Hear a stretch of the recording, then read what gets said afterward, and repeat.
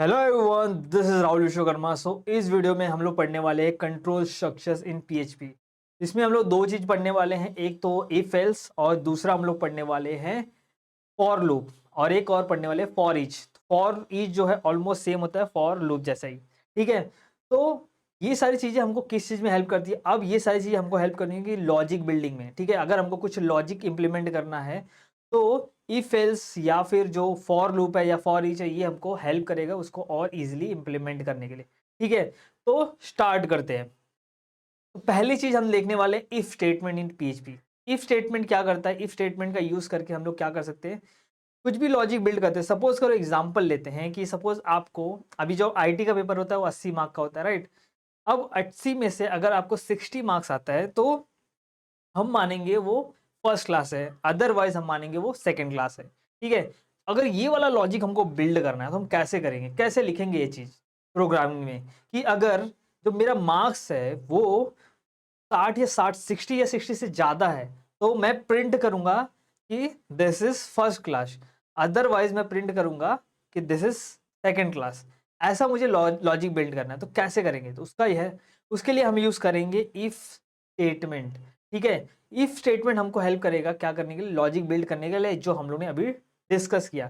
तो देखो if statement में क्या होता है, देखो ऐसा लिखा रहता है इफ, इसके बाद हम लिखेंगे कंडीशन। ठीक है, यहाँ पे लिखेंगे इफ, इसके बाद लिखेंगे कंडीशन, फिर यहाँ पे जो भी हमको उसके बाद लिखना है कि अगर ये कंडीशन मैच होगा तो हमको क्या करना है उसके बाद। ठीक है, तो इफ मेरा कंडीशन क्या है कि अगर मेरा जो मार्क्स है वो ग्रेटर देन 60 या 60 आता है तो मुझे प्रिंट करना है कि क्या प्रिंट करना है?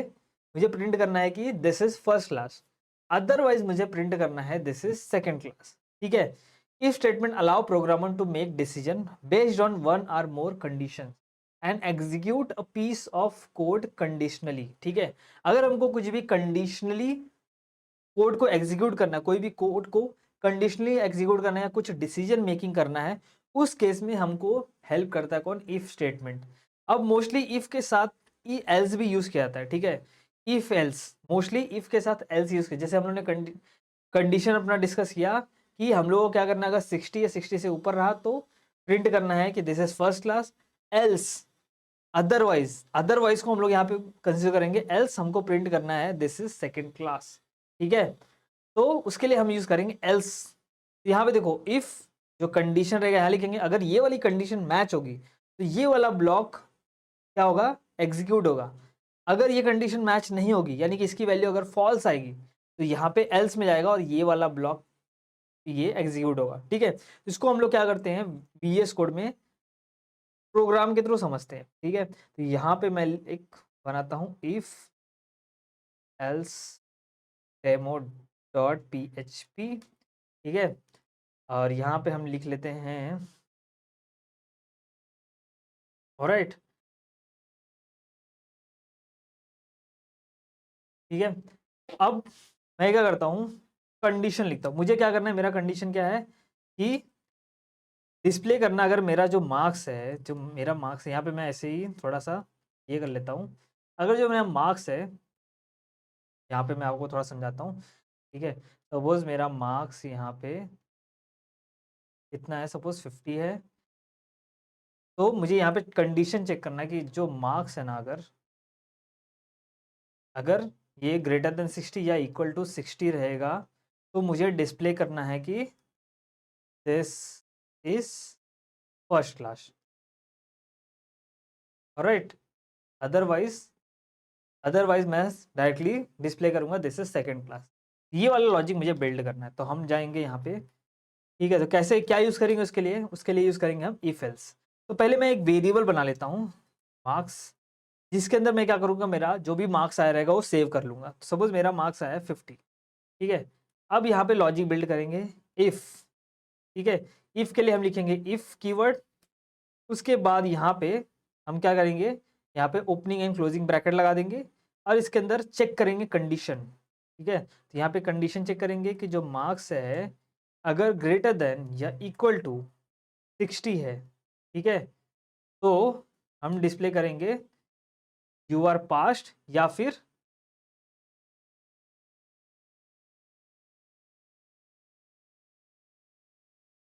यू गॉट फर्स्ट क्लास या फर्स्ट डिवीजन, या अदरवाइज, अदरवाइज के लिए हम यूज करेंगे एल्स। एल्स इसके बाद ही लिखना है आपको, एल्स फिर इसके बाद कुछ ऐसा सिंटेक्स होता है, ओपनिंग एंड क्लोजिंग ब्रैकेट, इसके अंदर हम जो भी कोड लिखना चाहे वो लिख देंगे। एल्स यहाँ पे लिखेंगे एको यू गॉट सेकेंड डिवीजन। इतना ही करना है बस, ठीक है। ये हमारा लॉजिक बिल्ड हो गया, ठीक है। हम लोग ने क्या किया, यहाँ पे डिसीजन मेकिंग किया कि अगर मार्क्स मेरा 50 रहेगा तो यहाँ पे मार्क्स मेरा जो वेरिएबल है इसके अंदर मेरा मार्क्स डाल दिया है, ठीक है। उसके बाद मार्क्स चेक कर रहा हूँ कि क्या ग्रेटर देन इक्वल टू 60 है, अगर 60 रहेगा तो ये प्रिंट होगा, अदरवाइज ये प्रिंट होगा। अब इसको रन करके देखते हैं। तो रन करने के लिए हम जाएंगे वापस से, ठीक है, यहाँ पे, और यहाँ पे कौन सा था, if else demo dot php। तो यहाँ पे देखो क्या प्रिंट हो रहा है, यू गॉट सेकेंड डिवीजन, क्योंकि मेरा मार्क्स कितना आया है 50, ठीक है। आई होप आपको 50 ना हो, आपको आउट ऑफ मिले, बट यहाँ पे बस हम लोग लॉजिक बिल्डिंग कर रहे हैं, ठीक है। अगर मैं यहाँ पे 70 लिख दूँ तो मेरा मार्क्स सपोज लो 70 आया है, ठीक है। तो अब चेक करते हैं,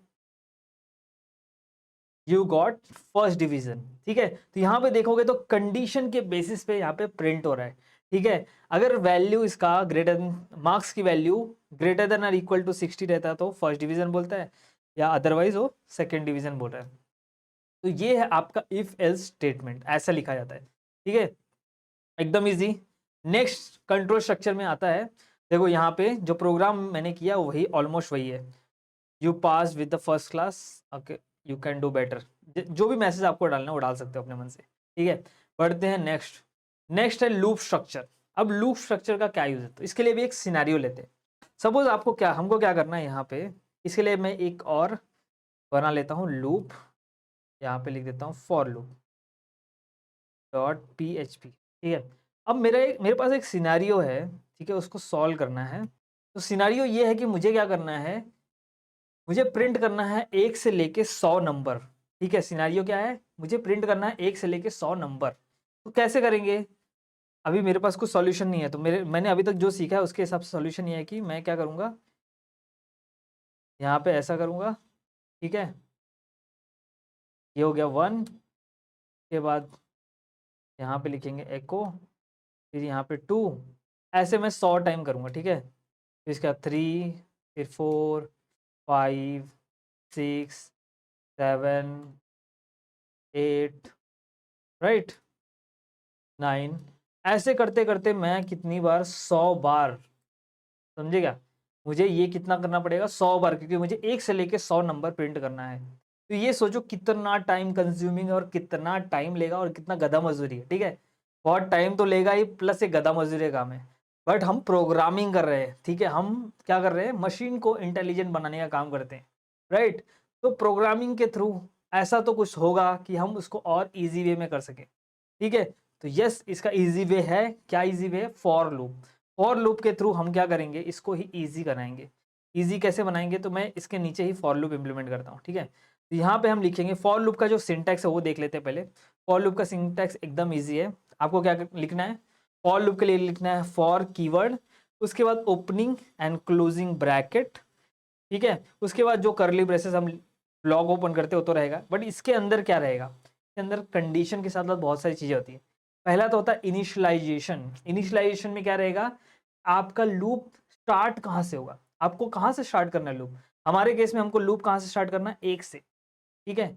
हमारा लूप कहाँ से स्टार्ट होगा, 1 से लेके कहाँ तक जाएगा आपका लूप। दूसरा कंडीशन क्या है, आपका लूप कहाँ तक जाएगा, तो वो कंडीशन यहाँ पे लिखना है कि आपका लूप कहाँ तक जाएगा। तो मेरा लूप कहाँ तक जाना चाहिए, 100 तक जाना चाहिए।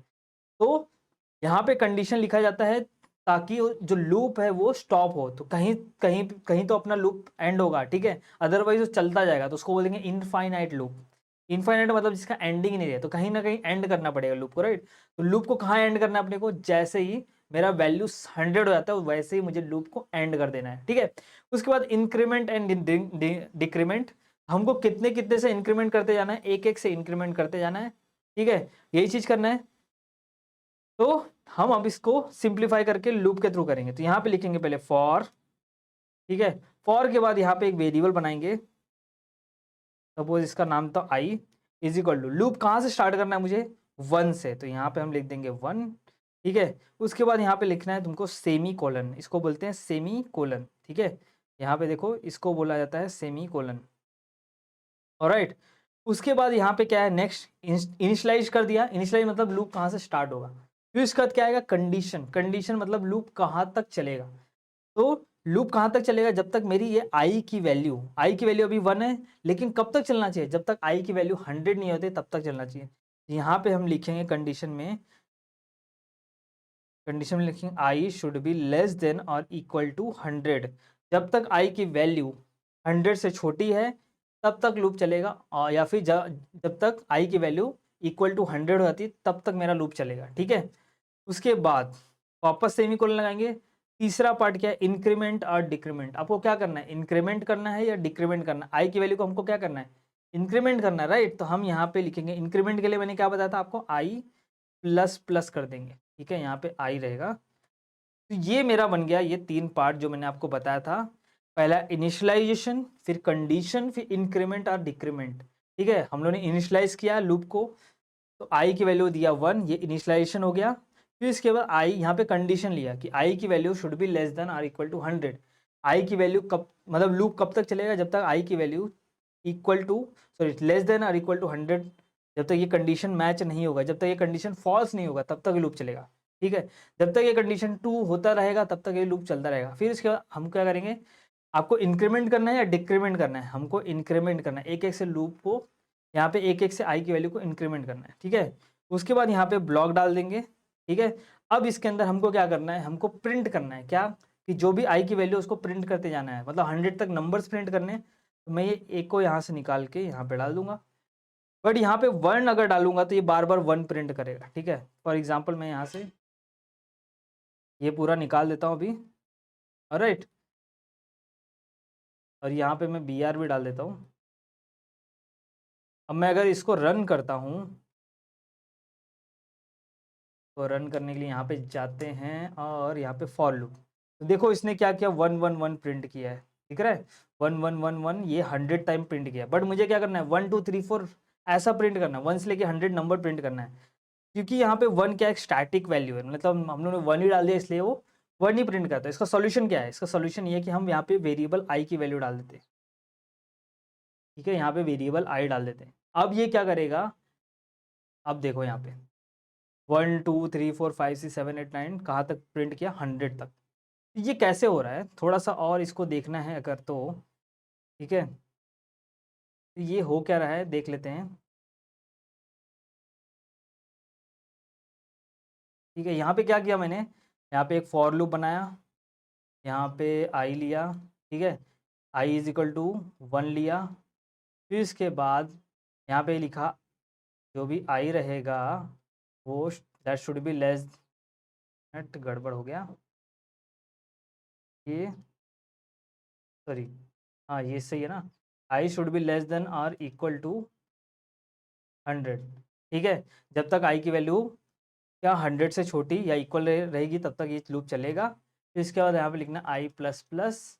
और राइट, फिर इसके बाद हम यहाँ पे क्या कर रहे हैं, एको कर रहे हैं, और यहाँ पे हम कर रहे हैं आई की वैल्यू को प्रिंट। राइट, यही कर रहे हैं हम लोग। तो अब ये कैसे लूप चलेगा वो देख लेते हैं, 2 3 इटरेशन में बताऊंगा आपको। देखो इनिशियली आई की वैल्यू कितनी है, इनिशियली आई की वैल्यू है 1। ठीक है, फिर इसके बाद यहाँ पे आएगा वो चेक करेगा कि क्या आई की वैल्यू 100 से छोटी है। यहाँ पे चेक होगा क्या I is less than or equal to 100। Yes, I की वैल्यू 100 से छोटी है, ये कंडीशन ट्रू हो जाएगी। जैसे ही कंडीशन ट्रू होगी हो जाएगा यहाँ पे, तो यहाँ पे आएगा आई प्लस प्लस करेगा। नहीं, यहाँ पे आई प्लस प्लस पहले नहीं करेगा, पहले यहाँ पे आएगा आई की वैल्यू को प्रिंट करेगा। यहाँ पे प्रिंट हो जाएगा तुम्हारा 1। फिर इसके बाद यहाँ पे आएगा। ठीक है, अब करेगा आई प्लस प्लस। अब आई की वैल्यू हो जाएगी क्या, आई प्लस प्लस करेगा, यानी कि यहाँ पे जाएगा I is equal to I plus 1। यहाँ पे आई की वैल्यू हो जाएगी 2। अब यहाँ पे देखोगे तो आई की वैल्यू हो जाती है 2। ऑलराइट, अब देखो सेकेंड इटरेशन में, मतलब सेकेंड टाइम वो यहाँ पे नहीं आएगा, डायरेक्टली यहाँ पे जाएगा। जैसे ही आई की वैल्यू इंक्रीमेंट हुई उसके बाद यहाँ पे जाएगा, चेक करेगा कि क्या 2 is less than or equal to 100। Yes, 2 छोटा है 100 से, तो ये कंडीशन ट्रू है। ट्रू जैसे होगी अंदर जाएगा, जब भी कंडीशन ट्रू होगी वो ब्लॉक के अंदर जाएगा, जो भी रहेगा उसको एग्जीक्यूट करेगा। तो यहाँ पे आ गया 2। ठीक है, प्रिंट हो गया 2। उसके बाद यहाँ पे वापस से आएगा, यहाँ पे आएगा आई प्लस प्लस करेगा, तो यहाँ पे आ जाएगा I is equal to I plus 1। I की वैल्यू अभी कितनी है 2 है, तो 2 + 1 हो जाएगा आपका 3। अब तुम्हारा आई की वैल्यू हो गई है 3, ठीक है। अब वापस से कंडीशन चेक होगा कि क्या 3 is less than or equal to 100, मतलब यहाँ पे आएगा, ठीक है। यस 3 छोटा है 100 से, तो वापस से अंदर जाएगा ब्लॉक के और प्रिंट कर देगा 3, तो यहाँ पे 3 हो जाएगा। तो ये ऐसे ही चलते चलते जाएगा ना, जब आई की वैल्यू हो जाएगी सपोज, आई की वैल्यू हो जाएगी सपोज 99, तो यहाँ पे भी बोलेगा 99 इज लेस देन और इक्वल टू 100, तो यहाँ पे 99 प्रिंट हो जाएगा। फिर इसके बाद आई प्लस प्लस होगा, यानी कि आई इज इक्वल टू क्या होगा 99 + 1, ये हो जाएगा आपका 100, यानी कि आई की वैल्यू अब हो गई है 100, ठीक है। आई की वैल्यू जैसे ही 100 होगी, वापस से यहाँ पे कंडीशन चेक होगा कि क्या 100 इज लेस देन और इक्वल टू 100, लेस देन तो नहीं है लेकिन 100 इक्वल टू है, तो यहाँ पे भी कंडीशन क्या हो गया ट्रू हो गया। कंडीशन ट्रू होगा तो यहाँ पे 100 प्रिंट हो जाएगा, ठीक है। 100 प्रिंट होने के बाद अब आई की वैल्यू वापस से इंक्रीमेंट होगी, तो ये हो जाएगा 101, ठीक है। आई की वैल्यू हो गई है अब 101। अब वापस से कंडीशन चेक होगा 100, तो यहाँ पे 101 इज लेस देन और इक्वल टू 100, जी नहीं, 101 आई ना 100 के इक्वल है ना लेस देन है, तो यहाँ पे कंडीशन हो गई फॉल्स। जैसे ही कंडीशन फॉल्स होगी, ये लूप ब्रेक हो जाएगा, यानी कि इसके अंदर अब नहीं जाएगा, इसके बाद लूप चलना बंद हो जाएगा, ठीक है। तो ये आपका लूप ऐसा कुछ चलता है। आई होप आपको समझा रहेगा जो मैंने समझाया, तो कर देते हैं क्लियर। ऑलराइट, तो ये था आपका फॉर लूप। इसके बाद हम देखेंगे लूप का ही दूसरा भाई फॉर ईच लूप। यहाँ पे देखो सेम चीज क्या था, यहाँ पे 5 तक नंबर प्रिंट किया था हम लोगों ने, तो 100 कर दिया।